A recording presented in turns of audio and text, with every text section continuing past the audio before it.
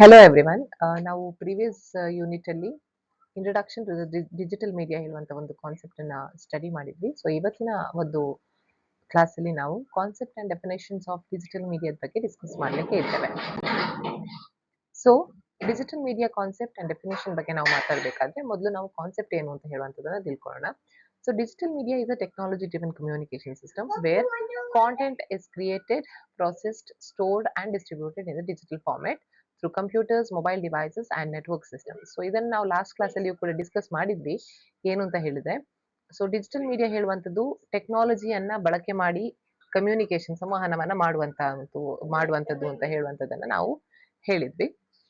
So ಅದರ ಜೊತೆಗೆ ಇಲ್ಲಿ ಏನಿದೆ ಅಂತ ಹೇಳಿದ್ರೆ ಇದೆಲ್ಲ ಫಾರ್ಮೆಟ್ಸ್ ಗಳನ್ನ ಕ್ರಿಯೇಟ್ ಮಾಡುವಂತದ್ದಾಗಿರ್ಬೋದು ಅಥವಾ ಅದನ್ನ ಪ್ರೊಸೆಸ್ ಮಾಡುವಂಥದ್ದು, ಅದನ್ನ ಪ್ರಕ್ರಿಯಿಸುವಂತದ್ದಾಗಿರ್ಬೋದು ಅಥವಾ ಸ್ಟೋರ್ ಮಾಡುವಂಥದ್ದು ಅಥವಾ ಅದನ್ನ ಹಂಚುವಿಕೆ ಮಾಡುವಂಥದ್ದು ಡಿಜಿಟಲ್ ಫಾರ್ಮೆಟ್, ಡಿಜಿಟಲ್ ವಾಹಕಗಳನ್ನ ಬಳಸುವ ಮೂಲಕ ನಾವು ಏನು ಕಮ್ಯುನಿಕೇಶನ್ ಮಾಡುವಂಥದ್ದು ಅಥವಾ ಸಂಪರ್ಕವನ್ನ ಮಾಡುವಂಥದ್ದು ಅಂತ ಹೇಳಿ.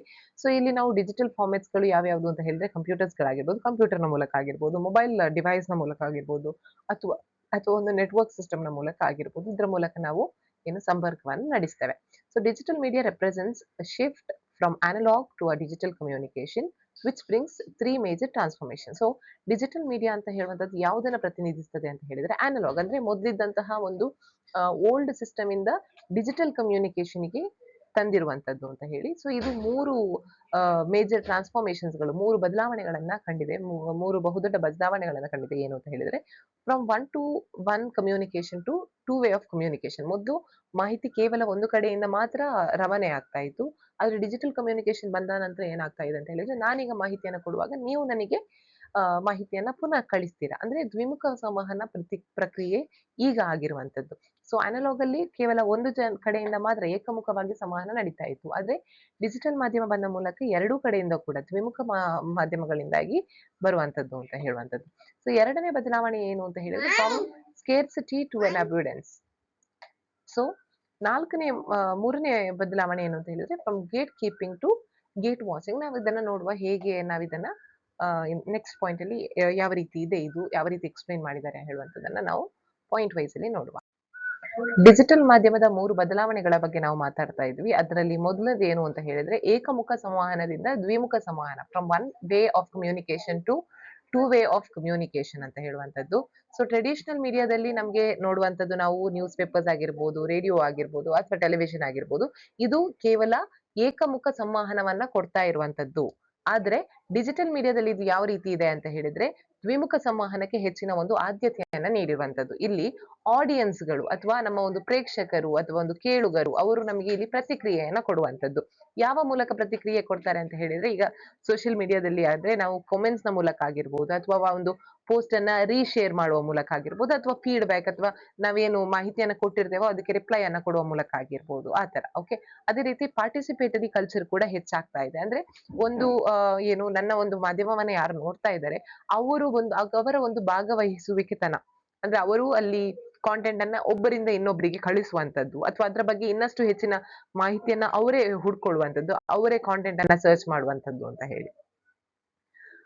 ಎರಡನೇ ಅಂಶ ಬರುವಂತದ್ದು ಫ್ರಮ್ ಸ್ಕೇರ್ಸಿಟಿ ಟು ದ ಅಬ್ಯುಡೆನ್ಸ್ ಅಂತ ಹೇಳಿದ್ರೆ ಒಂದು ಕೊರತೆ ಇರ್ತಿತ್ತು ಮೊದಲು, ಆದ್ರೆ ಈಗ ಹಾಗೆ ಅಲ್ಲ. ಡಿಜಿಟಲ್ ಮಾಧ್ಯಮ ಬಂದ ನಂತರ ಅಲ್ಲಿ ನಿಮ್ಗೆ ವಿಶಾಲವಾದ ಒಂದು ಸ್ಪೇಸ್ ಇದೆ ಅಂತಾನೆ ಹೇಳ್ಬೋದು. ಸೊ ಅರ್ಲಿಯರ್ ಮೊದಲಿನ ದಿನದಲ್ಲಿ ಏನಿತ್ತು ಅಂತ ಹೇಳಿದ್ರೆ ಮೀಡಿಯಾಕ್ಕೆ ಒಂದು ಲಿಮಿಟೆಡ್ ಆಗಿರುವಂತ ಒಂದು ಸ್ಥಳಾವಕಾಶದ ಕೊರತೆ ಇತ್ತು ಅಂತ ಕೂಡ ನಾವು ಹೇಳ್ಬೋದು. ಲಿಮಿಟೆಡ್ ನಂಬರ್ ಆಫ್ ಪೇಜಸ್ ಆಗಿರ್ಬೋದು ಅಥವಾ ಅವರಿಗೊಂದು ಏರ್ ಟೈಮ್ ಅಂತ ಹೇಳಿದ್ರೆ, ಈಗ ಏರ್ ಟೈಮ್ ಅಂತ ನಾವು ಸಾಮಾನ್ಯವಾಗಿ ಬಳಸುವಂತದ್ದು ರೇಡಿಯೋದಲ್ಲಿ ಅಥವಾ ಟೆಲಿವಿಷನ್ ಅಲ್ಲಿ ಇಷ್ಟು ಅರ್ಧ ಗಂಟೆಯಲ್ಲಿ ಒಂದು ಕಾಂಟೆಂಟ್ ಹೇಳ್ಬೇಕಾದ್ರೆ ಅರ್ಧ ಗಂಟೆ ಒಳಗೆ ಹಾಕ್ಬೇಕು.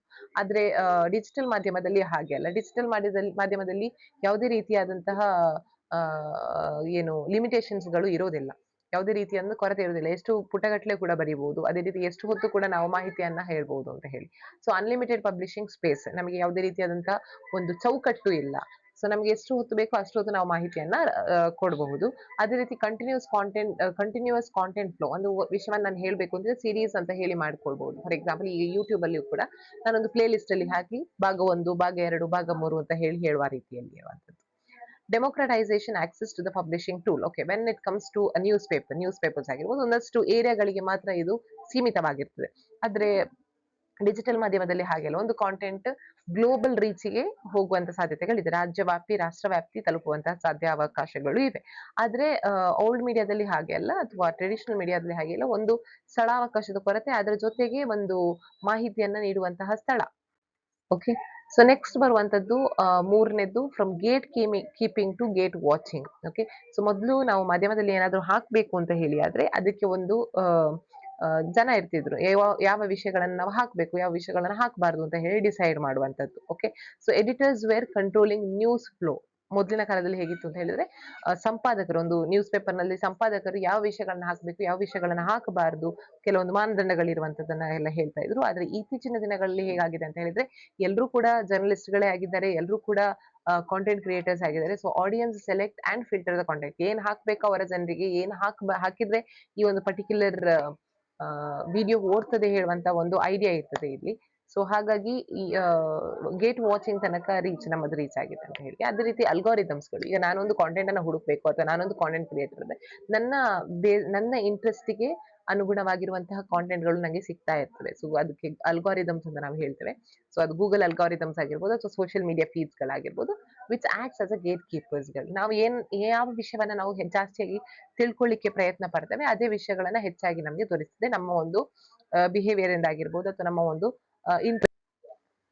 ಸೊ ಮುಂದಕ್ಕೆ ಬರುವಂತದ್ದು definitions of digital media. Digital ಮಾಧ್ಯಮದ ವ್ಯಾಖ್ಯಾನಗಳು. Digital media refers to all forms of communication. Digital ಮಾಧ್ಯಮ ಅಂತ ಹೇಳಿದ್ರೆ ಎಲ್ಲಾ ರೀತಿಯ ಸಂವಹನಗಳನ್ನ ಒಳಗೊಂಡಿದೆ.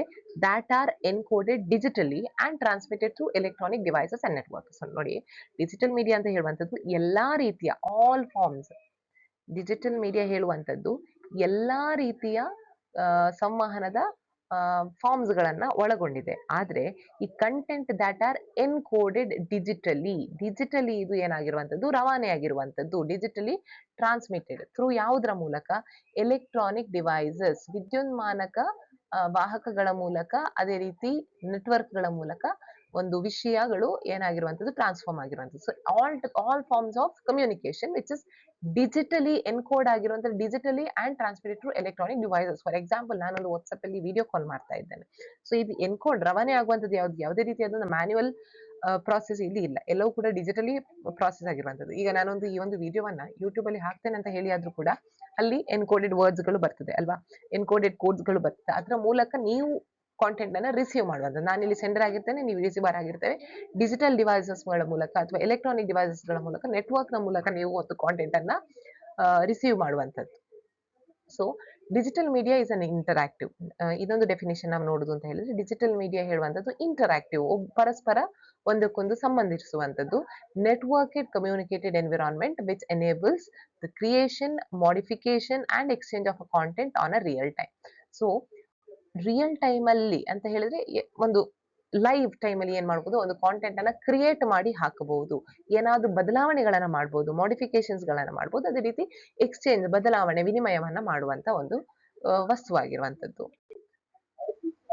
ಸೊ ನೆಕ್ಸ್ಟ್ ಗೆ ಬರುವಂತ ವಿಷಯ ಏನು ಅಂತ ಹೇಳಿದ್ರೆ, ನಾವಿಲ್ಲಿ ಕಂಪ್ಯಾರಿಟಿವ್ ಟೇಬಲ್ ನೋಡ್ಬೋದು ಏನು ಅಂತ ಹೇಳಿ.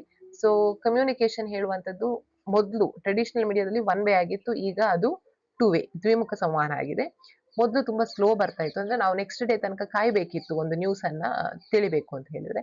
ಆದ್ರೆ ಇತ್ತೀಚಿನ ದಿನಗಳೇ ಇನ್ಸ್ಟೆಂಟ್, ವಿದಿನ್ ಫ್ಯೂ ಮಿನಿಟ್ಸ್ ನಮಗೆ ಗೊತ್ತಾಗ್ತದೆ. ಫಾರ್ ಎಕ್ಸಾಂಪಲ್, ಅಹಮದಾಬಾದ್ ಅಲ್ಲಿ ಆಗಿರುವಂತಹ ಒಂದು ಆಕ್ಸಿಡೆಂಟ್ ನಮಗೆ ಒಂದಷ್ಟು ನಿಮಿಷಗಳ ಒಳಗೆ ತಿಳಿದಿರುವಂತದ್ದು. ಕಾಸ್ಟ್, ನ್ಯೂಸ್ ಪೇಪರ್ಗೆ ಪ್ರೈಸ್ ಜಾಸ್ತಿ, ಅಂದ್ರೆ ನಾವು ಸಬ್ಸ್ಕ್ರಿಪ್ಷನ್ ಅನ್ನು ಪಡಿಬೇಕು. ವರಾಸ್ ಇಲ್ಲಿ ನಾವು ಇಂಟರ್ನೆಟ್ ಇದ್ರೆ ಎಷ್ಟು ಬೇಕಿದ್ರು ನಾವು ನೋಡ್ಬೋದು. ಸೊ ಇದಕ್ಕೆ ತಗಲುವಂತಹ ವೆಚ್ಚ ತುಂಬಾ ಕಮ್ಮಿ. ಇನ್ನು ಆಡಿಯನ್ಸ್ ಇದು ರೋಲ್ ಏನಿತ್ತು ಅಂತ ಹೇಳಿ, ಪ್ಯಾಸಿವ್ ಆಡಿಯನ್ಸ್ ಗಳಿದ್ರು, ಅಂದ್ರೆ ವಿಷಯವನ್ನ ಓದ್ತಾರೆ, ತಗೊಳ್ತಾರೆ, ಬಿಡ್ತಾರೆ. ಆದ್ರೆ ಆನ್ಲೈನ್ ಅಲ್ಲಿ ಅಥವಾ ಡಿಜಿಟಲ್ ಮೀಡಿಯಾದಲ್ಲಿ ಆಕ್ಟಿವ್ ಪಾರ್ಟಿಸಿಪೆಂಟ್ಸ್ ಗಳಿರ್ತಾರೆ. ಅವರು ನಮ್ಮ ಒಂದು ಕಾಂಟೆಂಟ್ಗೆ ಪ್ರತಿಕ್ರಿಯೆಯನ್ನು ನೀಡುವಂಥದ್ದು. ಪ್ರತಿಕ್ರಿಯೆಯಾಗಿ ಏನ್ ಹೇಳ್ತಾರೆ ಅಂತ ಹೇಳಿದ್ರೆ, ಲೈಕ್ಸ್ ಮೂಲಕ ಆಗಿರ್ಬೋದು, ಶೇರ್ ಮೂಲಕ ಆಗಿರ್ಬೋದು. ಫಾರ್ ಎಕ್ಸಾಂಪಲ್, ಒಂದು ಇನ್ಸ್ಟಾಗ್ರಾಮ್ ಅಲ್ಲಿ ಯಾವುದೇ ಒಂದು ರೀಲ್ಸ್ ಅನ್ನ ನೋಡುವಾಗ ಲೈಕ್ಸ್ ಕೊಡುವಂಥದ್ದಾಗಿರ್ಬೋದು, ಶೇರ್ ಮಾಡುವಂಥದ್ದು ಮೂಲಕ ಆಗಿರ್ಬೋದು, ಅಥವಾ ಅದನ್ನ ರೀಶೇರ್ ಮಾಡುವ ಮೂಲಕ ಆಗಿರ್ಬೋದು, ಅಥವಾ ಬೇರೆಯವರಿಗೆ ಕಳಿಸುವ ಮೂಲಕ ಆಗಿರ್ಬೋದು, ರೀಪೋಸ್ಟ್ ಮಾಡುವ ಮೂಲಕ ಆಗಿರ್ಬೋದು, ಅಥವಾ ಕಾಮೆಂಟ್ ಕೊಡುವ ಮೂಲಕ ಆಗಿರ್ಬೋದು, ಯಾವುದೇ ರೀತಿ ಆಗಿರ್ಬೋದು. Versus which is controlled here, traditional ಮೀಡಿಯಾದಲ್ಲಿ ಎಡಿಟರ್ಸ್ ಗಳು ಇದನ್ನ ನಿಯಂತ್ರಣದಲ್ಲಿ ಇರ್ತಿದ್ರು. ಆದ್ರೆ ಇಲ್ಲಿ ಯಾರು ನಿಯಂತ್ರಿಸ್ತಾರೆ ಅಂತ ಹೇಳಿದ್ರೆ ನಾವೇ, ಯೂಸರ್ಸ್ ಗಳು. ಅದ್ರ ಜೊತೆಗೆ ಗೂಗಲ್ ಅಲ್ಗಾರಿದಮ್ಸ್ ಗಳು ಅಥವಾ ಸೋಷಿಯಲ್ ಮೀಡಿಯಾ ಅಲ್ಗಾರಿದಮ್ಸ್ ಗಳು ನಮ್ಮ ಒಂದು ಇಂಟ್ರೆಸ್ಟ್ ಗೆ ತಕ್ಕ ಆಗಿರುವಂತಹ ವಿಷಯಗಳನ್ನ ಅದು ಕಂಟ್ರೋಲ್ ಮಾಡ್ತಿದೆ ಅಂತ ಹೇಳುವಂಥದ್ದು. ಸೊ ಇದು ಡಿಜಿಟಲ್ ಮಾಧ್ಯಮ ಮತ್ತು ಟ್ರೆಡಿಷನಲ್. ಎಸ್ ವೀಕ್ಷಕರೇ, ಇದು ಇವತ್ತಿನ ಒಂದು ಕಾಂಟೆಂಟ್. ನೆಕ್ಸ್ಟ್ ಕ್ಲಾಸಲ್ಲಿ ಪುನೊಮ್ಮೆ ನಾವು ನೆಕ್ಸ್ಟ್ ಕಾಂಟೆಂಟ್ ಅನ್ನು ನಾನು ಹೇಳಿಕ್ಕಿದ್ದೇನೆ. ನಿಮಗೆ ಈ ಒಂದು ಕಾಂಟೆಂಟ್ ಇಷ್ಟ ಆಗಿದೆ ಅಂತ ಹೇಳಿದ್ರೆ ದಯವಿಟ್ಟು ನನ್ನ ಒಂದು ಚಾನಲ್ ಅನ್ನ ಸಬ್ಸ್ಕ್ರೈಬ್ ಮಾಡಿ. ಅದೇ ರೀತಿ ಈ ಒಂದು ಕಾಂಟೆಂಟ್ ಇಷ್ಟ ಆದರೆ ಈ ಒಂದು ಕಾಂಟೆಂಟಿಗೆ ಲೈಕ್ ಕೊಡಿ. Thank you so much.